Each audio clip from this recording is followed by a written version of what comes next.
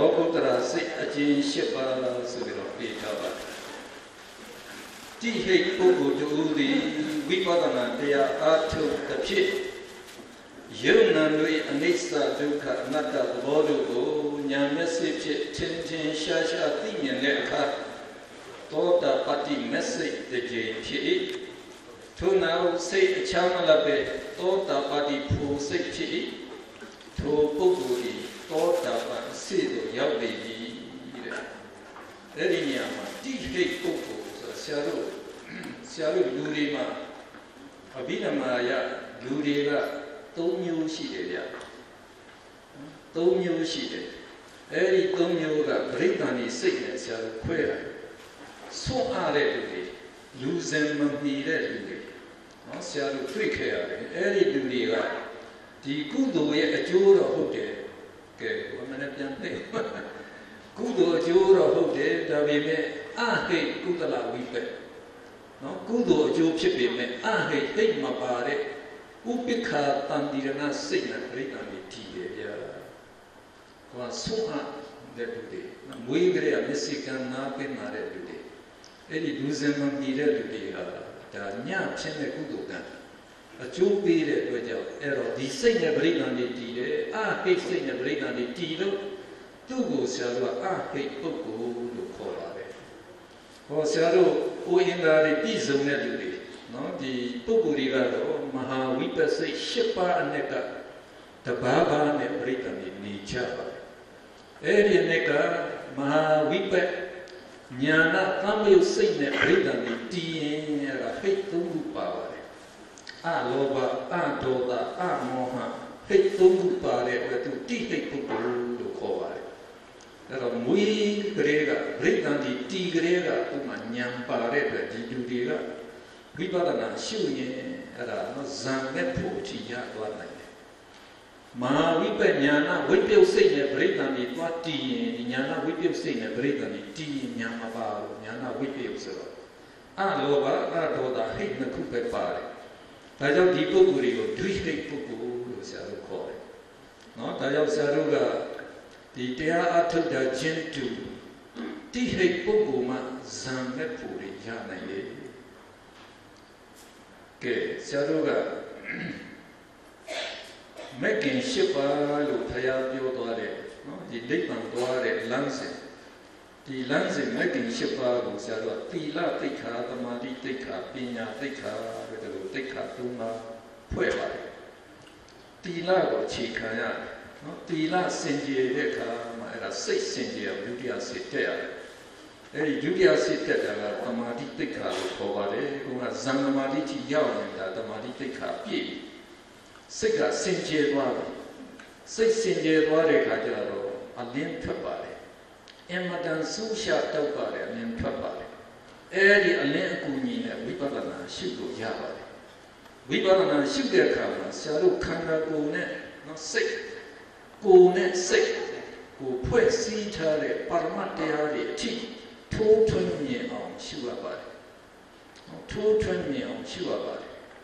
အဲ့တော့ဒီခန္ဓာကိုယ်ကိုကဇံတမာတိကောင်းကောင်းနဲ့ထိုးစိုက်တဲ့အခါအကုန်အမှုဖြစ်သွားအမှုတွေနဲ့မြင်တာအမှုတွေကဖြစ်ချုပ်ဖြစ်လိုက်ချုပ်လိုက်တယ်အဲ့ဒီအမှုတစ်ခုဆိုတာလေရုပ်ရှင်မျိုးကိုမျိုးပေါင်းစုထားတဲ့ယုတ်ကလတ်တွေလို့ခေါ်ပါတယ်အဲ့ဒီယုတ်ကလတ်တစ်ခုစီမှာပါတဲ့ယုတ်တွေအသေးစိတ်သိအောင်ဆက်ရှုရတယ်ဗျာအဲ့ဒါရုပ်နော်ဒီရုပ်အတုံးအခဲအစုဖွဲ့ခွဲနိုင်မှာနော်ဒီအတုံးစုကိုခွဲတာကဏဖြူတယ်လို့ခေါ်တယ်ဒီလိုကဏဖြူနိုင်မှာဒီရုပ်တစ်ခုချင်းနော်ဒီစိတ်စေတသိက်တစ်လုံးချင်းကိုသိမှာအဲ့ဒါလို့သိမှာအနတ္တလက္ခဏာပေါ်တယ်ထင်ပေါ်တယ်လို့နော်ဒီလိုကျမ်းဂန်မှာပြီးထားပါတယ်ဒါတော့ဝိစေကတာရဝိမန္တရဲ့မဟာဗုဒ္ဓဘာသာလည်းဆရာတော်ဖော်ပြထားပါတယ်ဆရာရဲ့မြတ်ပေါင်းနာစာအုပ်နော်ဖောက်တော်ရမိတ်ဆက်စာအုပ်ပြီးတော့အဲဒီဖောက်တော်ရနဲ့ပတ်သက်ပြီးတော့နော်အထုတ်တဲ့ကြည်စင်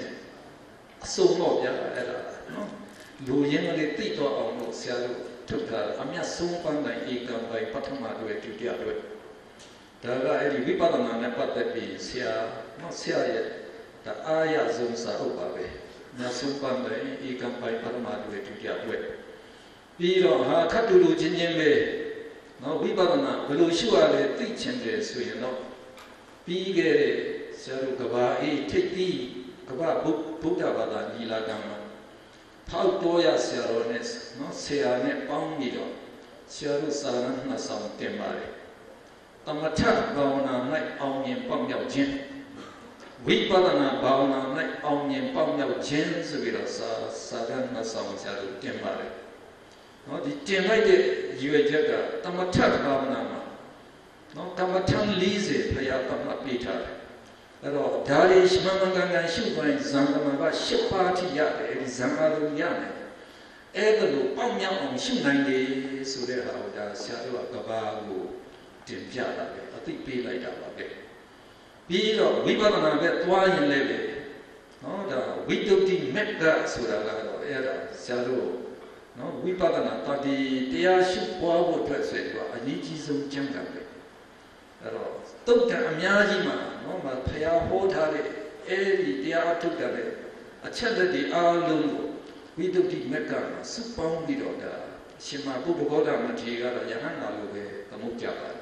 တိတ်ကောင်းတယ်သူကရေးထားတယ်ဒါကြောင့်သံဃာယနာတင်ရင်လည်းဒီဝိတ္တုတိမက်ကသူလည်းပါလာပဲပိဋကသုံးပုံထဲမှာသူပါတဲ့အနေပေါ့ဗျာအဲ့ဒီမှာပြထားတဲ့ဤအတိုင်းနော်ပြီးတော့ဒါနဲ့မကဘူးအထကထာတိကာတွေမှာအသေးစိတ်ညွန်ပြထားတဲ့အတိုင်းအဲ့ဒါတွေကိုအသေးစိတ်ရှုနိုင်အောင်အဲ့ဒါဖောက်ဆရာတော်လမ်းညွန်ပြီးနေတယ်ဗျာဒါအောစရာပါနော်ဆရာလေးလာသိရတဲ့လောက်ကတော့ဒါနော်တလောက်ပြည့်စုံစုံလေးတကားတဲ့ရှုနည်းတွေပြသွားတာတော့ဆရာတော်အားရဆုံးပါပဲဒါကြောင့်အဲ့ဒီမှာဆရာတို့ကဒါကဘာကိုသိပေးတာပါနော်ဆရာတို့မြန်မာနိုင်ငံမှာဖရာသာသနာထွန်းတောက်နေတယ်ပฏิပတ်တိနော်ဆရာတို့ဒီပရိယတိဆိုရင်တိပိဋကဒရစံမေဘွယ်တိဆရာတို့စီမှာပြီးတော့ပฏิပတ်တိမှာဆိုရင်လည်းဒီသမထဝိပဿနာနော်ဖရာဟောတဲ့အတိုင်းအသေးစိတ်အကုန်ရှုနိုင်တယ်ဆိုတာဆရာတို့ကဒါအသိပေးတာပါအသေးစိတ်ရှုနိုင်တယ်ဆိုရင်တော့ပฏิဝေဒသာသနာပေါ့ဗျာနော်အဲ့ဒီမဲ့ညာဖူညာလည်းရနိုင်ပါလေမဲ့ညာဖူညာနိဗ္ဗာန်ထိရနိုင်ပါဒါကြောင့်ဝိပဿနာအသေးစိတ်ရှုကျင်တော့နော်ဒီဖောက်တော်ရဆရာတို့အခုလမ်းပြနေတဲ့ရိတ်တာတွေအဲ့တော့ဒီတရားအထုကြီးရတယ်နော်ဒါဖယားဟောသွားတာမပြောက်မပြတ်ပဲဒါကို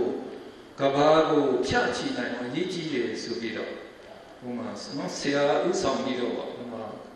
ကိုရှင်ဝင်းတို့ကဒုတိယဥဋ္ဌဥပယေကဒုတိယဥပဋ္ဌစသည်ဖြစ်နော်ဆရာတို့တွေကအတွင်းမှုဥအောင်တင်နဲ့ပါပါတယ်အဲ့တော့ဆရာတို့ကအပြီးပြီးဆိုင်ရာဖောက်တော်ရဗုဒ္ဓဂနာရိတ်တာအဖွဲ့ကျုံဆိုပြီးတော့ဆရာတို့ဖွဲ့စည်းထားပါတယ်ဖွဲ့စည်းပြီးတော့အခုလည်းဒါပြည်တွင်းပြည်ပနော်ဒါကိုဆရာတို့ကတတ်ဆွမ်းတော့ဆရာတို့ကြိုးစားနေပါတယ်တော်တော်လေးအောင်မြင်လာပါပြီရိတ်တာကွယ်18ခုလောက်ဖြစ်လာပါပြီနော်တော့ရန်ကုန်ကလူတွေအတွက်ဆိုရင်ဆရာတို့ကတန်ရင်ကြိုက်ခောက်စီရီနဲ့ကြိုက်ဒီဝစီရီနှစ်စုကြားမှာနိုင်ငံတော်ကနေအဲဒီမှာမြေလူပေးလို့ဆရာတို့အဲ့ဒီမှာနော်ဆရာတို့ရန်ကုန်တိုင်းအတွက်ရိတ်တာဆောက်ထားပါတယ်အဲ့ဒီရိတ်တာမှာဆိုရင်လည်းယောဂီအခုတော့200လောက်ရှိနေပါတယ်300လောက်ထိအေးအေးဆေးချမ်းအထုနိုင်တဲ့အခြေအနေရောက်နေပါပြီအဲ့တော့ဟိုဖောက်ကြီးကတော့အမှန်အားရဆရာကောင်းပါနော်ဟာ10နှစ်အတွင်းမှာတိုးတက်လိုက်တဲ့ဟာကြီးအမှန်အားဆရာကောင်းအခုယောဂီ800ကျော်ဗျာဝါဆိုရင်တန်ခါ900နော်ဝါဆိုတာအဲ့တော့တပါးအဆောင်လေးတိုးထဲမှာတရင်သုံးနိုင်အောင်လို့အဲ့လိုစီမံပေးထားတယ်နိုင်ငံသားတွေလည်းပဲ150လောက်ထိအမြဲလို့ရှိတယ်ဗျာအမြဲလို့ရှိတယ်တချို့ကဒီမှာတင်ပဲနော်အဲ့ဒီကုတိကျောင်းဆောင်လေးတွေဆောက်တော့ဒီမှာတင်လာနေတာနေခွင့်ရတယ်ဆိုရင်နေခွင့်ရတော့ကိုနေကြတာအမှန်အားရစရာကောင်းပါလေဒါကြောင့်ဆရာတို့ကဒီလိုတမာတိမှန်မှန်ထူထောင်နိုင်ရင်ဒီရုပ်ကိုတကားတဲ့ခွေးကြမ်းစိတ်ပြပါရမယုတ်တိနော်ပြီးတော့စိတ်စေတသိက်အကုန်မြင်တယ်ဗျာအကုန်မြင်တာနော်ဒီဆရာတို့ကတကား6ပေါက်ရှိတယ်အာယုံ6ပါဒီအစင်းအာယုံမျက်စိလာတိုက်စိတ်အစင်းဖြစ်သွားနော်နာမ tan la tayစိတ်အစဉ်ဖြစ်သွားတယ်အဲဒီစိတ်အစဉ်ဖြစ်သွားတာအားလုံးမြင်အောင်ရှုရှုပြီးတော့စိတ်တစ်လုံးချင်းဖြစ်သွားတာသိပြီးတဲ့ပြင်အဲ့ဒါစိတ်တစ်လုံးတစ်လုံးစီမှာရှင်သွားတဲ့စေတသိက်တွေအထိမြင်အောင်ရှုနိုင်တယ်ဗျာဟောစရာပဲရှုနိုင်တယ်နော်အဲ့လိုဝိပဿနာဆရာတို့ကဒီပရမယုံနာနေမြင်တာခဏမစဲဖြစ်တော့ပြက်နေတာမြင်ပြီမြင်နေဆိုရင်ခဏမစဲဖြစ်ပြီးတော့ပြက်နေတဲ့သဘောဒီအနိစ္စဓမ္မတိရဲ့သဘောအဲ့ဒီပြက်သွားတဲ့ဓာတ်ကျန်တဲ့အဆက်မပြတ်နှိမ့်ဆက်တဲ့သဘောဒီဆင်းရဲအမှန်ပဲအဲ့ဒါဒုက္ခပြီးတော့ပုဂ္ဂိုလ်တစ်ပါးမှမရှိဘူးနော်ဘာဖြစ်လို့လဲဆရာတို့အဲ့ဒီအထိမြင်တဲ့အခါကျတော့ပုဂ္ဂိုလ်တစ်ပါးမှရှိမှမရှိတော့ဘူးဒီအကောင်ထဲဆိုတာရှိမှမရှိပျောက်သွားတာပဲပရမယုံနာဆိုဘာကောင်ထဲမှမရှိဘူးသဘောမျှပဲနော်ဒီသဘောမျှတယ်အဲ့မှာလက္ခဏာသိကြောင်းမှတ်တာပြီးတော့လက္ခဏာရတ္တကိစ္စဆောင်ရွက်ချက်ပြီးတော့ပစ္စုပ္ပတ္ထန်ကိစ္စဆောင်ရွက်ခြင်းအကျိုးတရားအဲ့တော့ယောဂီရဲ့နော်ဒီရှုအမြင်အာရုံမှာထင်လာဖို့ဟိုတာအဲ့တော့ပစ္စုပ္ပတ္ထန်ပဋ္ဌာန်းအနိကအကြောင်းတရားအဲ့ဒါလိုပရမတ်တရားတစ်ခုချင်းလေးချက်နဲ့ဒါကြနာပိုင်းခြားနိုင်အောင်ရှုတယ်ဗျာအဲ့တော့ရှုနိုင်တဲ့ယုံနာတွေပိုင်းခြားသိတယ်ဆိုရင်နာမရူပပရိစ္ဆေဒဉာဏ်ခေါ်တဲ့နော်ပြီးတဲ့အခါကျရင်ယုံနာတွေဖြစ်စေတဲ့အကြောင်းတရားတွေကမြင်အောင်ရှုရတယ်အဲ့ဒီပရိစ္ဆေဒရူပအကြောင်းကိုဆက်နိုင်ဖို့အကုန်ရှုနိုင်တယ်ဗျာဟောက်တော့ရအဲ့ဒါကိုရှုလိုက်တဲ့အခါကျတော့အဲ့ဒါမှပစ္စယပရိက္ခဉာဏ်မှန်ကန်ရတာရပြီးအဲ့ဒါဝိပဿနာဆက်ပြီးတော့ရှုဉာဏ်စဉ်10ပါးတက်ပြီးရင်လည်းမဲ့ဉာဏ်ပူဇာတိသွားတာပဲ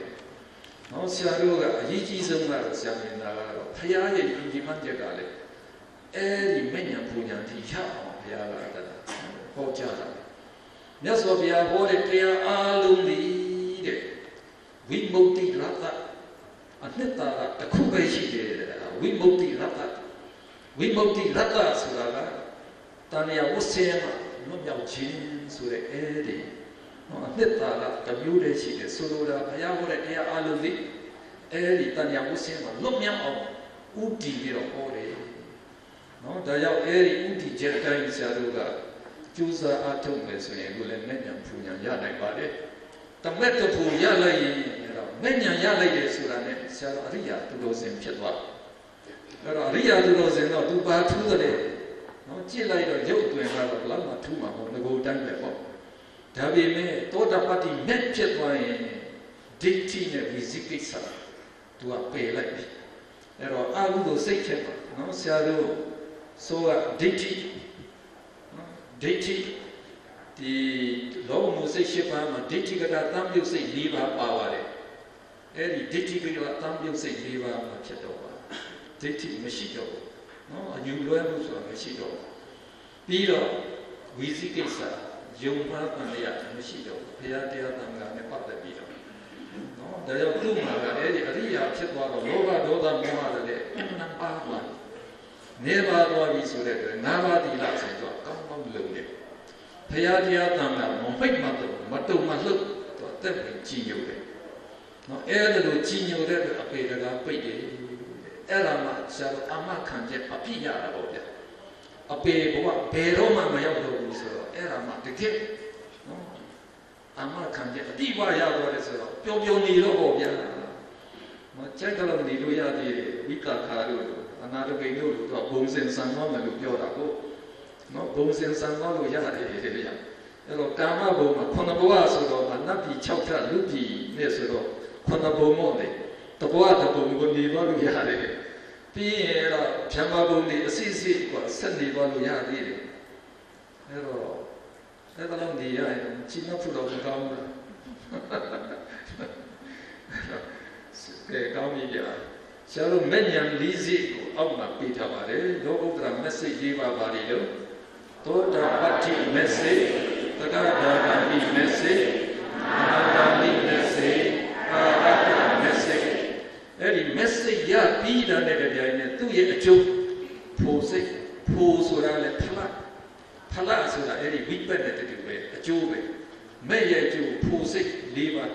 သောတာပတ္တိဖို့စိတ်သက္ကဒါဂာမိဖို့စိတ်အနာဂာမိဖို့စိတ်အာရတဖို့စိတ်အဲ့ဒါဆရာတို့နော်မဲ့၄ပါးဖို့၄ပါးဒ ဒီမဲ့၄ပါးကိုပဲဆရာတို့လောကုတ္တရာကုသိုလ်စိတ်၄ပါးလို့နာမည်ပေးပါတယ်ဒီလောကုတ္တရာကုသိုလ်စိတ်နော်ဒီမဲ့၄ပါးကသောမနတသဟဂုတ်လည်းဖြစ်နိုင်တယ်ဥပိ္ပခသဟဂုတ်လည်းဖြစ်နိုင်ပါတယ်ကိုယ်ကကိုဝိပဿနာရှုနေတဲ့အချိန်မှာနော်အနိစ္စဒုက္ခအနတ္တရှုနေတဲ့အချိန်မှာအဲ့တော့ကိုယ်ကဝမ်းမြောက်ဝမ်းသာရှုနေလို့မက်ဆိုင်သွားရင်ဒါအဲ့ဒီသူမက်ဆိုင်ကြီးသောမနတချမ်းသာတဲ့ခံစားမှုနဲ့ရှင်ဖြစ်ပါတယ်။ဒါကလေးကြတော့ဥပိ္ပခသဟဂုတ်စိတ်နဲ့ရှုနေရင်းနဲ့နော်သူကလည်းမက်ဆိုင်သွားရင်အဲ့ဒီမက်ဆိုင်ကတော့ဥပိ္ပခသဟဂုတ်ဖြစ်ပါတယ်။ဒါကြောင့်ဆရာတို့အပေါင်းတို့လက္ခဏာနှစ်ခုပေးထားပါတယ်။မက်ဆိုင်ရရတဲ့ကြိုင်နဲ့သူ့ရဲ့အကျိုးဝိပဿစိတ်ဒီဝိပဿကိုပဲဖို့လို့လည်းခေါ်လိုက်တာပါ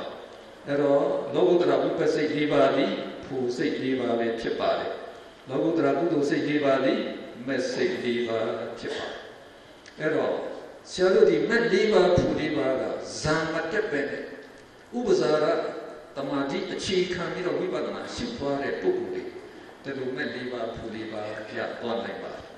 ဟောဇံတက်နိုင်တဲ့လူတွေကြတော့ပထမဇံရတဲ့လူကတော့ပထမဇံအခြေခံပြီးဝိပဿနာရှုတာပေါ့ရှုနည်းကတော့တူတူပဲနော်သွားမဲ့လမ်းကြောင်းကတော့တူတူပဲဒီကြောင်းကြီးတော့လမ်းပဲ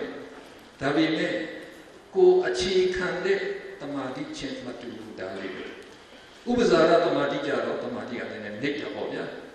နည်းနည်းသိပြီးတော့တမာတိအသိမခိုင်ဘူးဆရာတို့ပြောတဲ့ခါကျတော့ကိုကဝိပဿနာသွားတဲ့ခါကျရင်သူက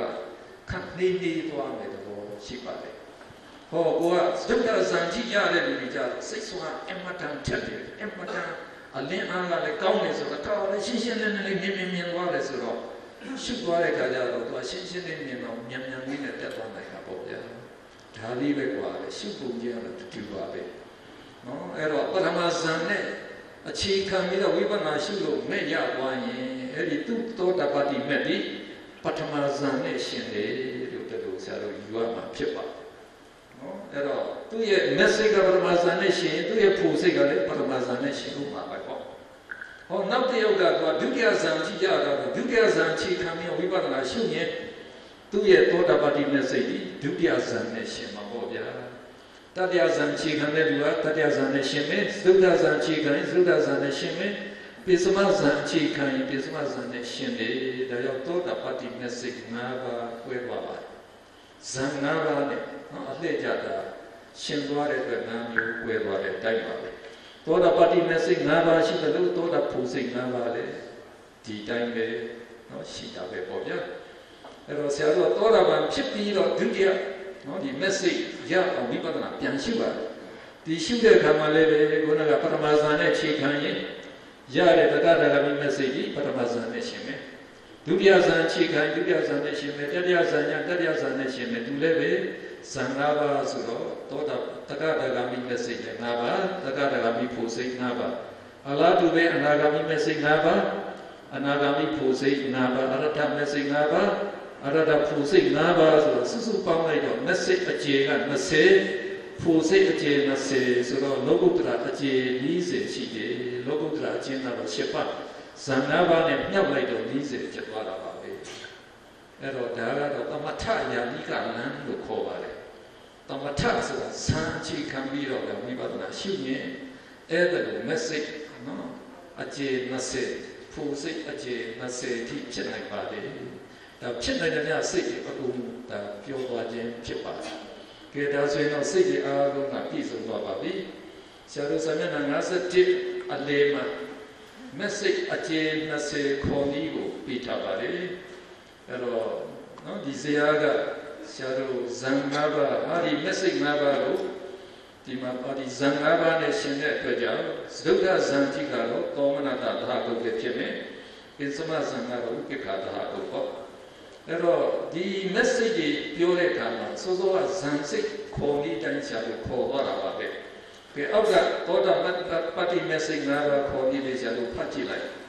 ဝိတ္တဝိစာရဣတိဒုက္ခဣဂတရသံဃာနာမတိပိစုံသောဓမ္မစံတိရှင်တိသောတာပတ္တိ message ဝိစာရဣတိဒုက္ခဣဂတရသံ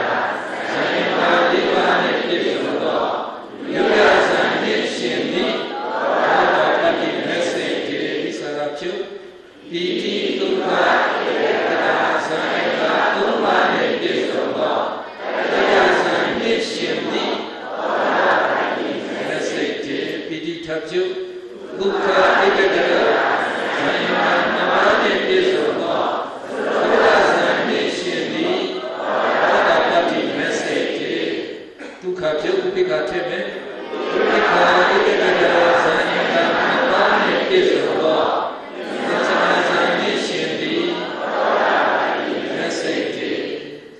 ကြံမဲ့စိတ်တွေလည်းဒီတိုင်းပဲခေါ်လို့ရပါတယ်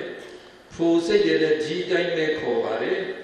ကဲအောက်ကအရဟတဖိုစိတ်၅ပါးခေါ်ပြီးသူပြီးထားပါအဲ့ဒါကိုစာအုပ်မကြည့်ပဲနဲ့ဆရာတို့ဆိုကြပါရပါတယ်ဗျာဒီလူတွေကတိဟိတ်ပုဂ္ဂိုလ်ပဲခေါ်ရအဲ့တော့ဆရာတို့ဆိုလိုက်ပါမယ်ဝိတေဝိသရာပိတိဥက္ခဣတကတဇာယင်လာနာမနဲ့ပြည့်စုံပထမဇာနဲ့ရှင်ပြီးအာရထဘူစိတ်တေဝိတတေဝိသရာပိတိဒုက္ခဣတကတဇာယင်လာနိဗ္ဗာန်နဲ့ပြည့်စုံဒုတိယဇာနဲ့ရှင်ပြီးအာရထဘူစိတ်တေဝိသရာထပြုတ်ပိတိဒုက္ခဣတကတဇာယင်လာဒုက္ခနဲ့ပြည့်စုံတတိယဇာနဲ့ရှင်ပြီးအာရထဘူစိတ်တေပိတိပြုတ်ပြန်ပြီးဒုက္ခဣတကတဇာယင်လာနိဗ္ဗာန်နဲ့ပြည့်စုံဒုက္ခဇာနဲ့ရှင်ပြီးအာရထဘူစိတ်တေဥပိ္ပခဣတကတဇာယင်လာနိဗ္ဗာန်နဲ့ပြည့်စုံသင်္ဇာဇာနဲ့ရှင်ပြီးအာရထဘူစိတ်တေကဲစိတ်ဖြစ်တဲ့အားလုံးပြောပြီးဆိုတော့ဆရာတို့ပြန်လှန်သိကြည့်ခြင်းစာမျက်နှာ53စိတ်ညာတရုပ်ခွဲခြင်းဆိုပြီးတော့ပြီးထားပါအဲ့တော့ပြန်ပြီးတော့ဒါခြုံငုံသုံးသပ်တဲ့သဘောပါပဲအဲ့တော့ဆရာတို့ကဒီဇာတ်တွေကအင်မတန်အသုံးကျပါတယ်နော်ဒီဇာတ်တွေအခြေခံပြီးတော့ဆရာတို့ကလေ့လာတဲ့ခါကျတော့မြင်သွားတာပေါ့ဗျာပို့ပြီးတော့လည်းမှတ်ပြီးလွယ်ပါတယ်ဒီဇာတ်တွေကိုဆရာတို့အောက်ဒီစာအုပ်နောက်မှာတွဲပြီးထားပါတယ်နော်အဲ့ဒီဇာတ်တွေကစာကြည့်နေဒီဇာတ်ကအဓိကထားပြီးတော့ကြည့်သွားပါကဲဆရာတို့အဲ့ဒါကို revision လုပ်မယ် revision လုပ်မယ်ဆိုတော့ဒီထိတ်ကနေဆရာတို့စမှာပေါ့အဲ့တော့ဒီမှာလည်းမိဂုံးကလေးတွေသူပြေးသွားပါတယ်နံပါတ်1ကကာမစိတ်ဘယ်နှပါးရှိမလဲကာမစိတ်နဲ့ကာမဝါစရစိတ်ဆိုတာတူတူပဲကာမဝါစရစိတ်ဘယ်နှပါးရှိလို့54ပါးဘာစိတ်ကြီးလဲအဲ့တော့အာရုံစိတ်7ပါးအာဟိစိတ်7ပါးကာမဝါဒနာစိတ်7ပါးကဲနောက်တစ်စိတ်သွားပြန်တော့ပေါ့ဗျာဆရာတို့ဒီမှာတော့မပါဘူးဒီဇာတ်ကြည့်ပြီးတော့ပဲဆရာတို့ကိုယ့်ကိုပြန်ပြီးတော့30ပါအာဟုတုစိတ်7ပါးဆိုတာဘာကိုပြောတာလဲလောဘမှုစိတ်7ပါးဒေါသမှုစိတ်7ပါးမောဟမှုစိတ်9ပါးလောဘမှုစိတ်7ပါးကဘာစိတ်တွေလဲသောမနတပဟကိုဒိဋ္ဌိကတသံယုအသင်္ခါရိကစိတ်တေတသင်္ခါရိကစိတ်တေသောမနတပဟကိုဒိဋ္ဌိကတဝိတယအသင်္ခါရိကစိတ်တေတသင်္ခါရိကစိတ်တေဥပိ္ပခာတဟဒိဋ္ဌိကတသံယုအသင်္ခါရိကစိတ်တေတသင်္ခါရိကစိတ်တေဥပိ္ပခာတဟကိုဒိဋ္ဌိကတဝိတယအသင်္ခါရိကစိတ်တေ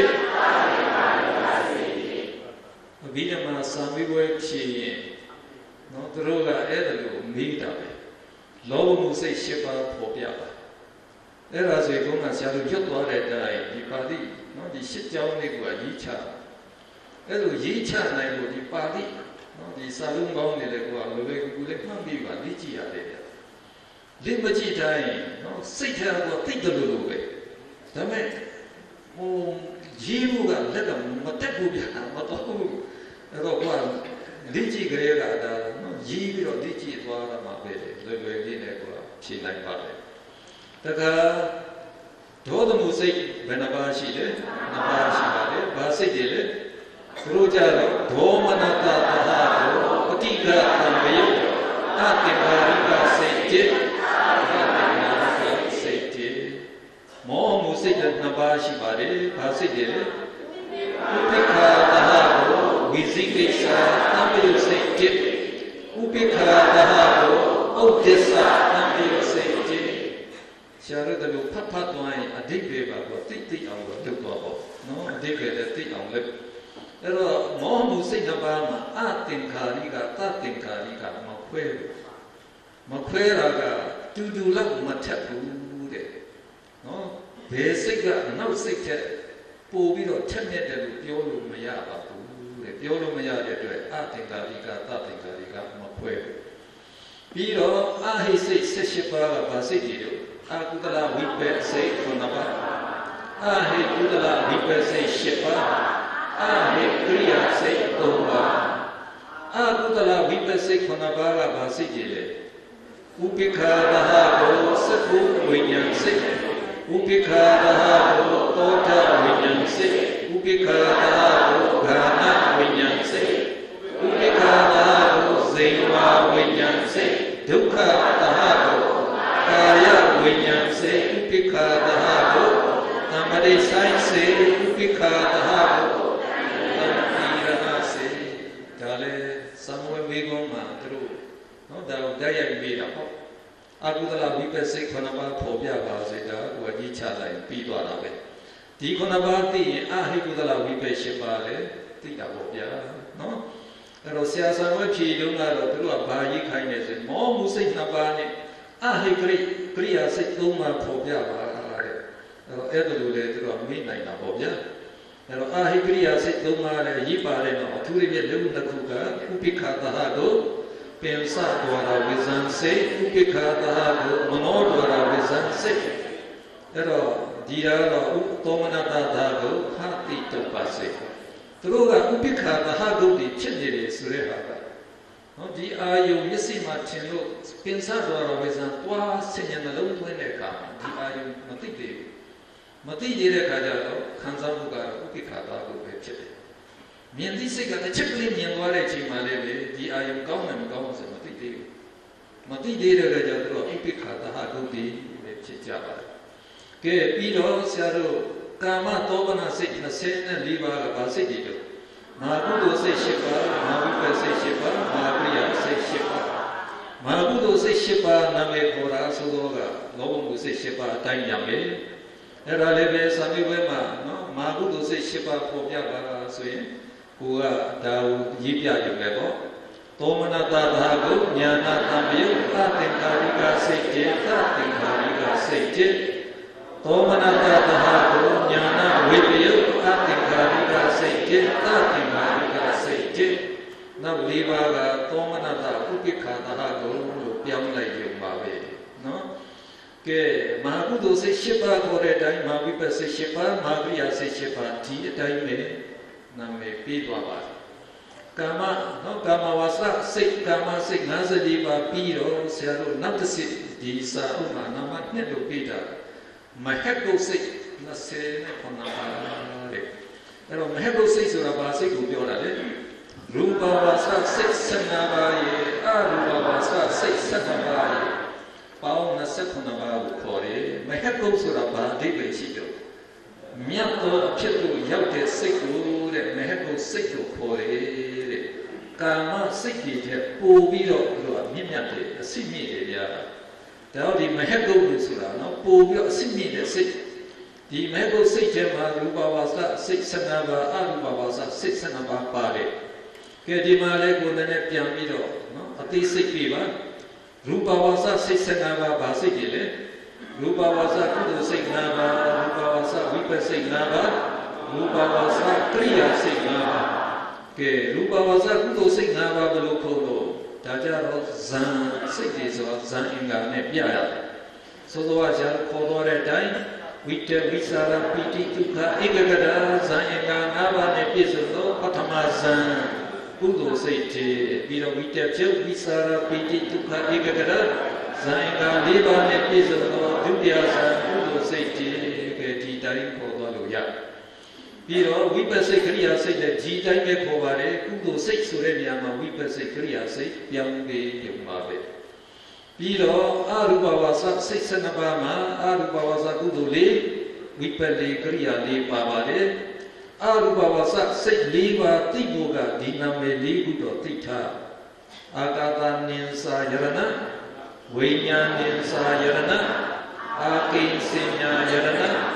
နေဝတိညာနာတိညာယရဏဒီဇံစိတ်အားလုံးကပြင်စမဇံနဲ့တူတယ်ဥပိ္ပခာဧကဂရဇံအင်္ဂါ2ပါးပဲရှိကြတယ်ကဲဒါတိနောက်နာမည်ခေါ်တတ်သွားတာပေါ့ဗျာ Di Arubasa Kudu say Divas, Upika, Ikagada, Zainga, Nabane, Pizundo, Agadan Sayana say, Winyan Sayana Kudu say, Agin Sinyana Kudu say, Nivatanyana Dinyana Kudu say, Koluya Babare. We pass a Kriya say, G. Daima. Get Shadow Namatun Dwame, Loki say, she say, Netaba. Hello, Loki Sureha. Loka Tumba Maria Saru Piodore Bumba Kama Bumba Arubago.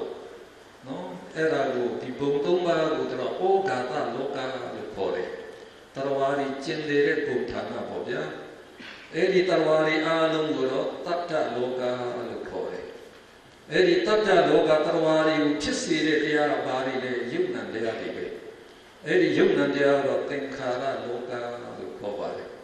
No, every local pit a sick loki say you call it. The DJ, every bunduma pit a sick, Gamabo, Rubabo, Arubabo, pit a sick, the city loki say you call it. There are a year to Gino, Gama sick Nazaline, Mago sick Nasapone, Pamlato, Shisataba. Every Shisataba loki say Shisataba, Name, feel like that. Okay, Didiama Sharu, no, loki say Shisataba of Tipabi. Piro Namaliga, say a chain, she said, and Uba. There are a basic de Violale. The Lord says, she said about the logo, say a chain, shipper, and pound, yard, she said, Uba. There are 6 Suzuba, a chain, you need. There was say a chain, she said, Uba, look to be like. Every sister Kuga, who's a people, the Kube do that to a job.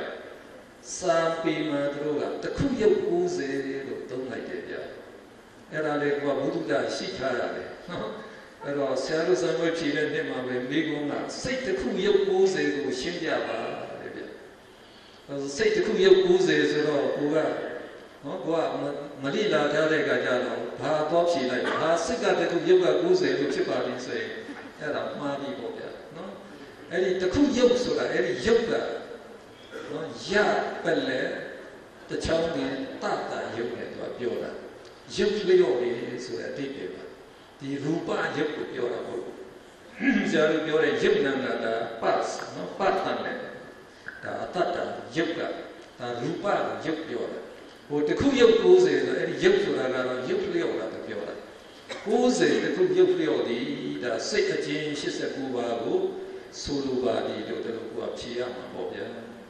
Peter, shall say a J. Piana set of Solo. Eddie a J. Piana set of Luyado. The Logi say, she said about Logura, a J. Lise, and found like a Gajaro, and a Piana set of Yava. And a cigar, the little air, a change in the new way via the little be benefit. Logo that are saying, ye twenty, Namu she did, you are not Chepare. No, Logo that a change, she said, shipper, Logo that a J. Lise, Severo, the ye twenty, Namu she did, Chepar. Either Namu ye prayer, the Bajo, the Namu Puerale. We padana shifted Namu Puerto. No, we padana Yanika. Era we padana Tata Netwa. No, Zanchi Macambene. The Saruga, Eddie Uzara, the Madine. We padana Shutway, Logotra, say, Chipabe, Chipa, Mediva, Puliva. Tamata Yanika, Nidia, Nansen, Naguchi. We padana Yanika. Tamata Yanika Yanik so that Jingo Yora. No Yapele, the child of the Yicha Ya Nangi, Lugite Yanik. Eri Yanika Jin. We were on a Yin and Nibanware. Tamata Yanika, Tamata Yin, Nibanware. Ero Tamata Yanika Nimaro, Messi Aje, Masse, Pose Aje, Masse, Suro, Lise, Pipa. There are a change where any local segment shall change where. Pilo number Chauga, Governor say, Dunze, so that Matilda say, Sharuti Habibi, Agudo say Sanabaye, ai sei se shepa am tung zero adobana babelo adobana koro di ma pida bare adu sei do di api shi lo mati de de adobana sei do kore a hei sei di ga kaung de hei di ma shin de twet mati de lu so bi ro adobana sei do ko bare ke de lu so yin dobana sei ga balau shi jo adobana ga 30 so yin dobana ga 50နဲ့9ရှိလိမ့်မယ်50နဲ့တော့ဒီစာအုပ်ကစာမျက်နှာနည်းနည်းလေးပျောက်နေပါကဲတောပနာစိတ်နော်59အကျဉ်း59အခြေ90ဖြစ်လို့ဒီလိုရည်တွက်ရပါတယ်အဲ့တော့သူ့မှလည်းနိမမျိုးနဲ့ရည်တွက်တာပေါ့အဲ့တော့ဘာဖြစ်လို့အဲ့လိုနိမမျိုးရလဲအဲ့တော့စိတ်စုစုပေါင်းစိတ်အကျဉ်းနီးနဲ့ရည်တွက်89အဲဒီ89မှာဘုံကအတောပနာစိတ်30နှုတ်လိုက်ရင်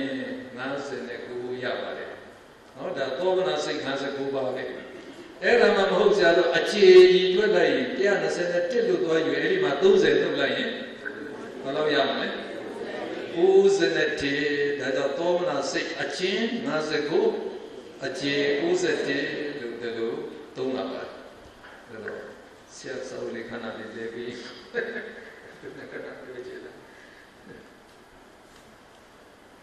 ကဲနမရှိဆရာတို့သွားမယ်ဇန်စိတ်နော်ဘယ်လောက်ရှိတယ်လို့မေးတော့69ပါးရှိအဲ့တော့ဘယ်စိတ်ကြီးလို့မဲကုစိတ်29ပါးနဲ့လောကုတ္တရာစိတ်အခြေ40ပေါင်းလိုက်ရင်ဒါ69ပါးရအဲ့ဒီဇန်စိတ်69ပါးမှာပထမဇန်စိတ်က7ပါးဒုတိယဇန်စိတ်က7ပါးတတိယဇန်စိတ်7ပါးသုတ္တဇန်စိတ်7ပါးပိယသမဇန်စိတ်23ပါးရှိတယ်ဆိုပြီးတော့အဲ့ဒါလည်းသိထားဖို့ကောင်းပါတယ်ကဲဆရာတို့ဒီဇာပြန်သုံးမယ်နော်ဇန်စိတ်ကြီးဆိုတဲ့ဟာကဆရာတို့ဒီမဟေဘုစိတ်29ပါးလုံးကဇန်စိတ်ကြီးပဲနော်ဒါရူပဝါစာစိတ်15အရူပဝါစာစိတ်15ပါးဒီစိတ်အားလုံးကဒါဇန်စိတ်ကြီးပဲဒါလောကီဇန်လို့ခေါ်တယ်လောကီစိတ်တွေကဇန်စိတ်ဖြစ်လို့လောကီဇန်စိတ်29ပါးပြီးတော့လောကုတ္တရာဇန်စိတ်ကတော့ဒီမက်စိတ်အခြေ20ပူစိတ်အခြေ20ကဇန်တွေအသီးသီးနဲ့ရှင်တဲ့အတွက်ကြောင့်သူတို့ကိုလောကုတ္တရာဇန်စိတ်အခြေ40လို့ခေါ်တယ်နှစ်ယောက်ပေါင်းလိုက်တော့69ပါးကဲအဲ့ဒီ69ပါးမှာပထမဇန်ဘယ်နှပါးပါတယ်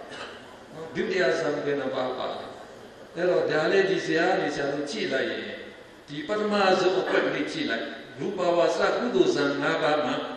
နော်ပထမဇန်ဒုတိယဇန်တတိယဇန်သုတ္တဇန်ပင်စမဇန်တပါးစီပါပါတယ်အဲ့တော့ဝိပဿနာ၅ပါးကရိယာစိတ်၅ပါးမှာလည်းဒီတိုင်းပဲပေါ့တပါးစီပါမယ်ဆိုတော့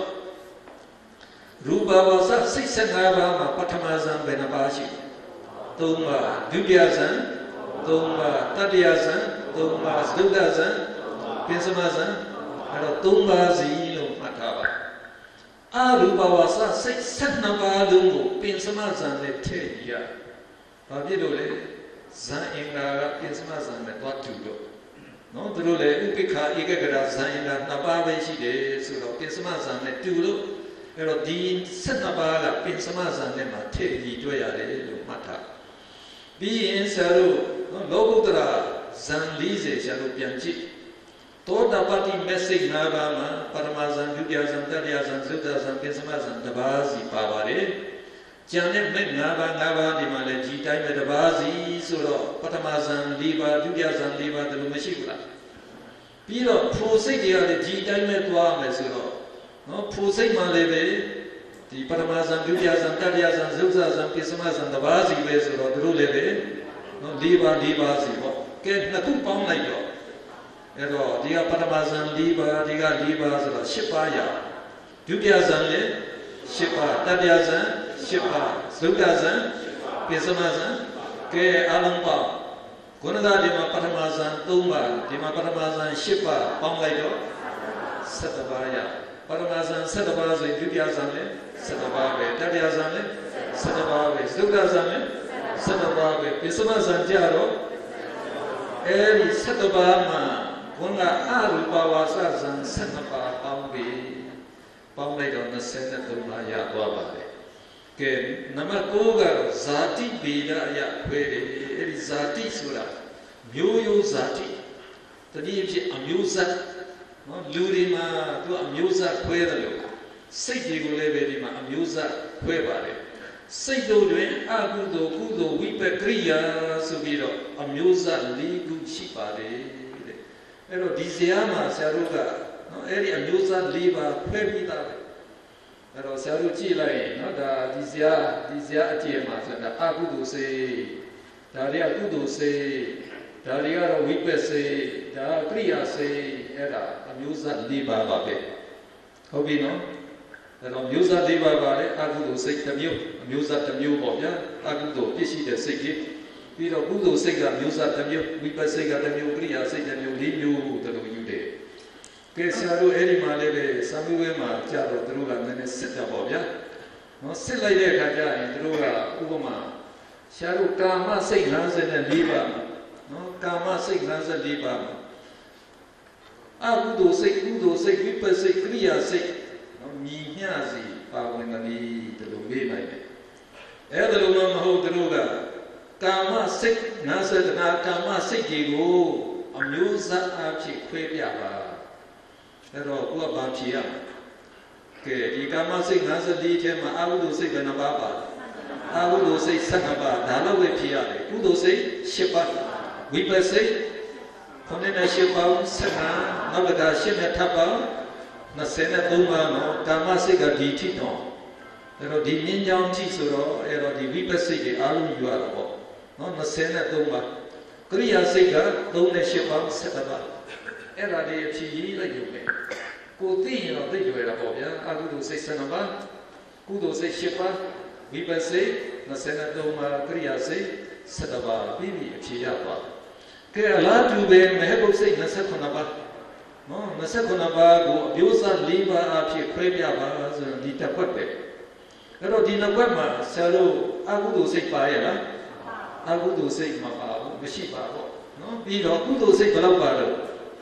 Rupa was a Guduna, Rupa was a good reason, Kuba Mababula, Kuba Babare, Wipa Segaro, Kuba, Kriya Segaro, Kuba, the Abenyanga or the Pija, the two say. No, Pisma Zanga, two Tiga Shina, Tija Sig Mahobo, no, Dayam Sado, the say you don't have your Kudo Singaba, Wipa Singaba, Kriya Singaba, she. Kekomi. Eri Loki Sig Dariga, Mego Sig. Mego Sig Tela, Kudo Sigigo, Mego Kudo say Tomare. No, Mego Sig Tela, Wipa Sikuba, Uleba Comane. Mego Wipa Sikuba, Kriya Sikuba, Ule, Mego Kriya Sikuba, little Kobarevia. No? Que Saru Pamaya. Sozo Akama Sig has a line. Agu Mego say Nasakonava Pamela, Logi say Shisati Mayabla. Eri Logi say Shisatiko. Amusa Chiqueva, so in Malavia. No, Saru Kama Sigma, I will say Sanabadi Machina in the Yamare. Saru and Logi say Shisataba, so Mego say Nasakonavati, so the mean tipo. No, the mean neti. Eri mean netiqua, Segi Adam Boyi, Pia. Ero Agu Sega Benabashi Mane, Sanaba Beba. Kudo Sega Benabashi Mane. Sozo Sharu Kama, Kudo Shie. Munga Mehego Kudo Goye, Bamo, Shina Gubano, Sakonabaya, Ada Loki say Sislabama, Kudo say Sisubam Benabale, Sakonaba, Eri Sakonaba, Paumido Koye, Loki Kudo say Sakonaba, Pobare. No, at all. The Gelo, Sanguema, Loki Kudo Senya Pobiaba, so ye, Pobiaba. Logi Kudo say Sakonaba Shibadi, Lagonduma, Magudo say Shipa, Ruba was a Kudo Naba, Ruba was a Kudo Liba, Chipadi, Dapchia Mabobia. Hobino, Ke, Wipa Siga Benamashi. ဆိုတော့ဆရာတို့ကာမစိတ်ထဲကဒီသုံးခုပေါင်းတော့ကာမဝိပက်23မဟကုတ်ဝိပက်က9ပါး23နဲ့9ပေါင်းတော့32ပါးရှိပါတယ်အဲ့ဒါကိုလည်းပေါင်းပြီးတော့ခေါ်ရင်လောကီဝိပက်စိတ်32ပါးဟုတ်ပြီနော်လောကီဝိပက်စိတ်ဘယ်နှပါးရှိလဲ32ပါးနော်ကဲကောင်းပြီကရိယာစိတ်ကတော့ကရိယာစိတ်ကဒီ3နဲ့8ပေါင်းတာ17ခုနမဟကုတ်ကရိယာက9 17နဲ့9ပေါင်းတော့20အဲ့ဒါလေလောကီကရိယာစိတ်20ရှိပြီတဲ့လို့ဖြေပါတယ်ကဲနောက်တစ်စီကတော့ဆရာတို့လောကုတ္တရာစိတ်ပါထည့်ပေါင်းလိုက်တော့စိတ်အားလုံးဖြစ်သွားတာပေါ့စိတ်အချင်း89ကိုအမျိုးအစားအဖြစ်ခွဲပြီးပါဆိုရင်ကဲဆရာတို့ဒီစိတ်အချင်းဆိုတော့ဒီထိနော်စိတ်အချင်း89ထိဆိုတော့ဒီထိအကုသိုလ်စိတ်ဘယ်နှပါရှိလဲ12ပါးဒီမှာရေးချရတယ်ဒါစိတ်အချင်းရဲ့တရုပ်ခွဲပဲဒါ12ကုသိုလ်စိတ်ဘယ်လောက်ရှိလဲဘုံကလောကီကုသိုလ်19နဲ့လောကုတ္တရာကုသိုလ်4ပေါင်းတယ်19နဲ့4ပေါင်းတော့21 12 27ဆိုတော့ပြောင်းပြန်ကလေးပဲပြီးတော့ဝိပဿစိတ်ဘုံကလောကီဝိပက်က32လို့ဆရာတို့ပြောပြီးပြီအခုလောကုတ္တရာဝိပက်4ထပ်ပါ36ကရိယာစိတ်ကတော့20ပဲအဲ့ဒါစိတ်အကျဉ်း89ရဲ့တရုပ်ခွဲပဲကဲအကျဉ်း10ပါးမယူဘူးအကျေ40ယူမယ်ဆိုရင်ဒါစိတ်အကျေ127ဖြစ်သွားတာပေါ့ကဲအဲ့ဒီ127ရဲ့တရုပ်ခွဲလေးလည်းရေးချပေးပါဦးအကုသိုလ်စိတ်ကတော့7ပဲကုသိုလ်ကြတော့ဘုံကလောကီကုသိုလ်19ကိုဒီ4နဲ့မပေါင်းဘူးဒီ20နဲ့ပေါင်းလာမှာအဲ့တော့19ကို20နဲ့ပေါင်းတော့39ရတယ်ဝိပဿစိတ်လည်းဒီတိုင်းပဲလောကီဝိပက်32ကိုဒီ20နဲ့ပေါင်းတော့50နဲ့ကရိယာကတော့20ပဲကဲအဲ့ဒါတရုပ်ခွဲတာပဲနော်စာမေးပွဲမှာဒီအဲ့ဒါတွေသူကမင်းပြီးပါတယ်နော်ခုနကလောကီစိတ်80ပါးကိုတရုပ်ခွဲပြပါနော်စိတ်အချင်း89ကိုတရုပ်ခွဲပြပါဆိုတော့ကိုကဒီနံပါတ်တွေမှတ်ထားရင်တော့ဒါကတန်းရေးချလိုက်ရုံပဲပေါ့ဗျာတန်းရေးချလိုက်လို့ရတာပေါ့အဲ့တော့ဒီဇာတ်လေးကလိကြည့်ပါများတော့မြင်နေတဲ့ခါကျတော့ကိုမှတ်မိတာပေါ့ဗျာကဲနောက်ဆုံးနော်သူကစာမျက်နှာ55မှာဝေဒနာဗီဒအယခွဲတယ်ဆိုတော့အဲ့တော့ဝေဒနာနဲ့လိုက်ပြီးတော့စိတ်တွေကိုနော်ခွဲပြားသွားပုံကိုပြတာပါလေအဲ့ဒီဗီဒဆိုတာခွဲပြားပုံကိုပြတာဆရာတို့ဓာတုဗီဒလို့နော်ရူပဗီဒလို့ဘာလက်ချိုက်နေမပြေဘူးတော့ဘာဂုံးနဲ့ပြေတာအဲ့ဒီဗီဒကခွဲပြားမှုဝေဒနာကိုလည်းလိုက်ပြီးတော့ခွဲပြားပုံကိုဒါနော်သူကပြတယ်အဲ့တော့ဆရာတို့ဝေဒနာဘယ်နှမျိုးရှိတယ်လို့မေးရင်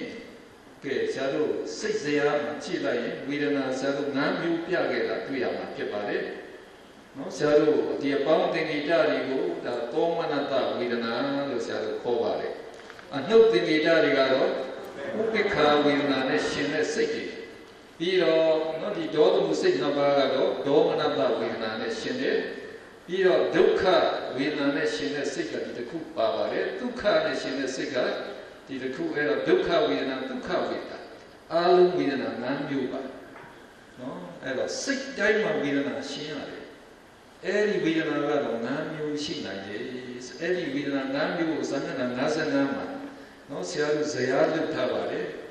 အဲ့တော့ဇယားထိပ်မှာဝေဒနာ9မျိုးကိုဆရာတို့ရေးထားပါတယ်သောမနတဒေါမနတဥပိ္ပခဒုက္ခဒုက္ခပြီးတော့ဆရာတို့စရင်ကောက်တာပေါ့ဗျာကဲအဲ့ဒီစိတ်အမည်လက်ဝဲဘက်မှာနော်စိတ်အမည်ကောလမ်မှာပထမဆရာတို့ပါယူလေအကုသိုလ်စိတ်12ပါးကဲဒီဇာတ်လေးကြည့်လိုက်ဒီအကုသိုလ်စိတ်12ပါးမှာနော်သောမနတဘယ်နှပါးပါလဲ4ပါးပြီးတော့ဒေါမနတဘယ်နှပါးပါလဲ2ပါးဥပိ္ပခာဘယ်နှပါးပါလဲ6ပါး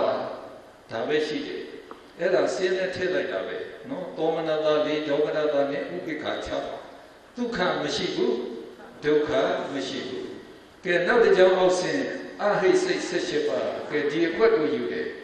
အဲ့ဒီအဟိစိတ်18ပါးမှာသောမနတဘယ်နှပါးလဲဒီ2ပါးပဲပြီးတော့ဆရာတော်ဥပိ္ပခာကသူကနော်14ပါးရှိတယ်ပြီးတော့ဒေါမနတမရှိဘူးဒုက္ခတစ်ခုရှိတယ် dukkha akushi era seade tepsi laita domanata ne domanata mashi ubekha sali dukkha te ke kama domana nasena liba ma domanata ga li so satne ubekha le satne pa le namyo be ke the ye la domanata satne ubekha satne eri thi paung lai do kama sik 54ya kama sik 54ma domanata taha go sik ga bena ba 18 domanata vina ne shin na 2 ubekha ne shin na 30 dukkha te era amma sambut luk thare no da lady sharo ga sambut li de luk pi da ma ya lo yaw mo ero kama sik 54 ba ma de u 32 to 18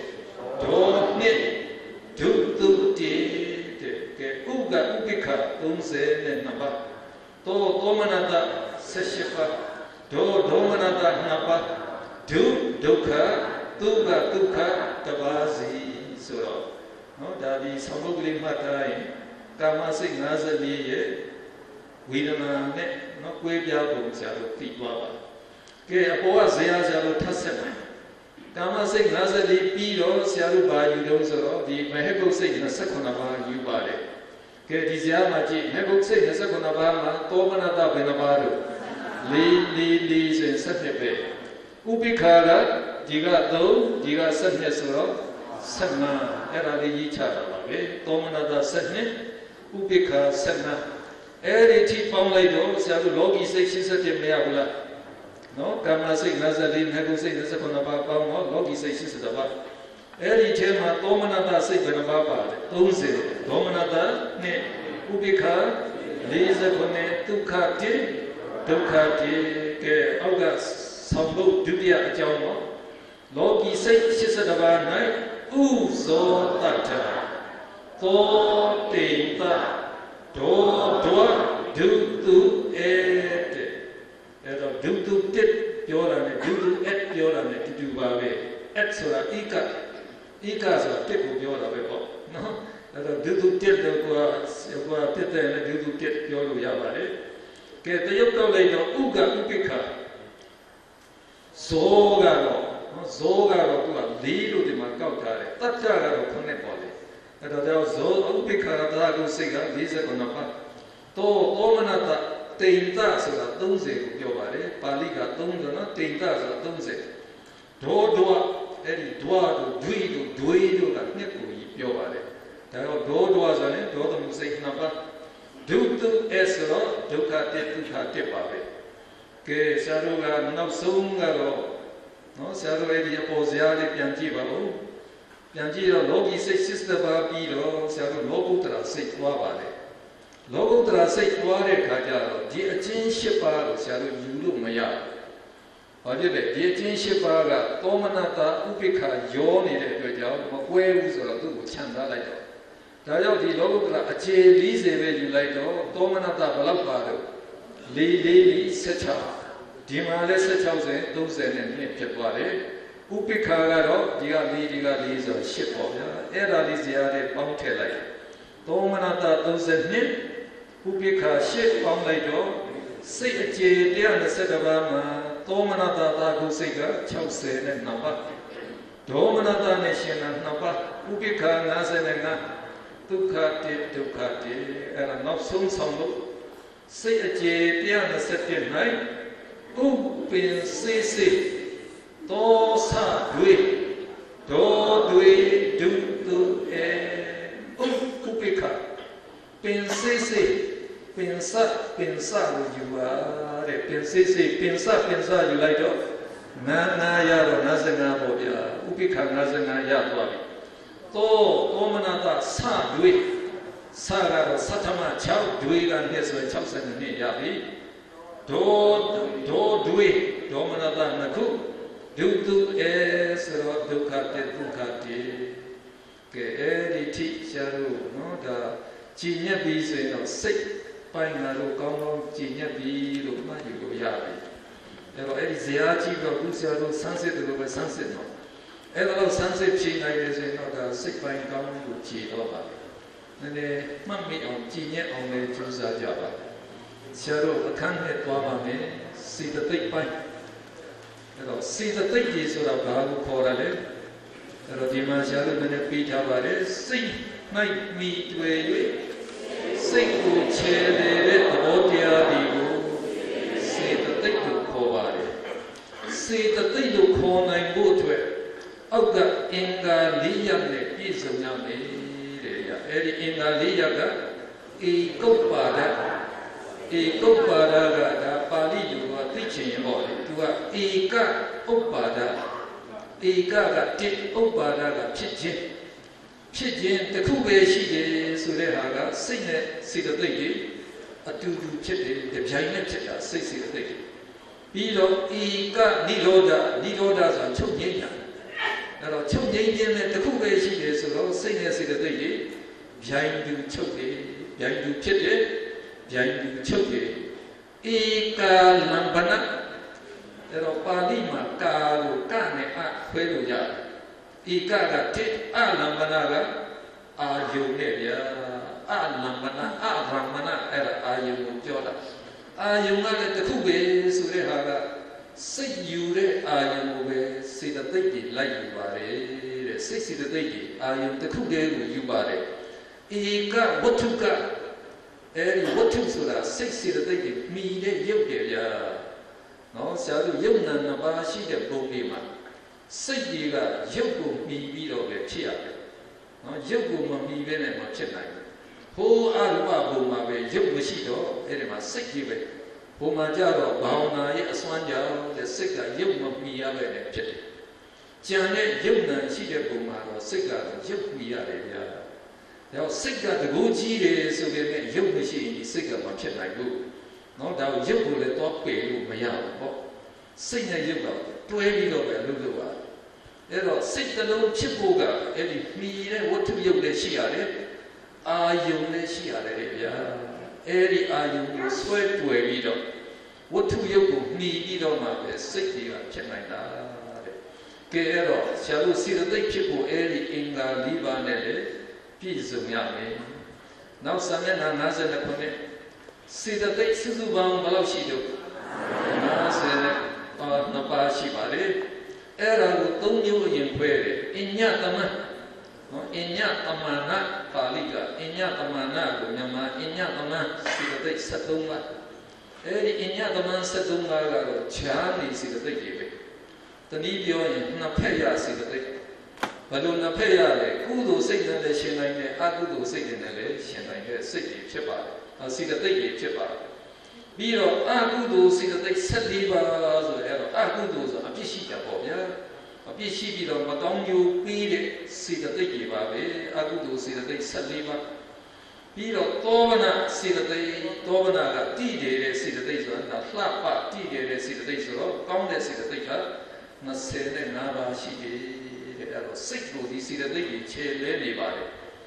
ကဲအဲ့ဒီ3စုနဲ့ကဆရာတို့ပထမတစ်စုကိုနောက်ခေါင်းစဉ်ပြန်ပြီးတော့ယူပါတယ်အညတမန်